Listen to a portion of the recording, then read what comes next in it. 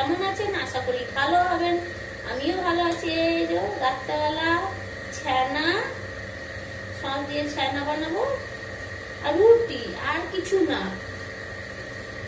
এই যে ছানা মেখে নিচ্ছি, অল্প মাখবো, বেশি মাখবো না, নাহলে আবার তেল ছেড়ে যাবে, তখন ছানতে অসুবিধা হবে।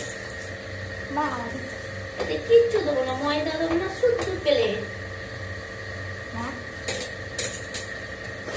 এইভাবে করে নেব।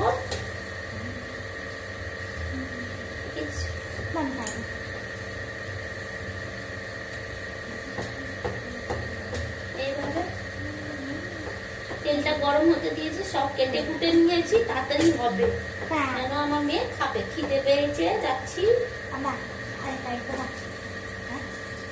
আজকে সন্ধ্যাবেলায় দুটো বিস্কুট খেয়েছিল।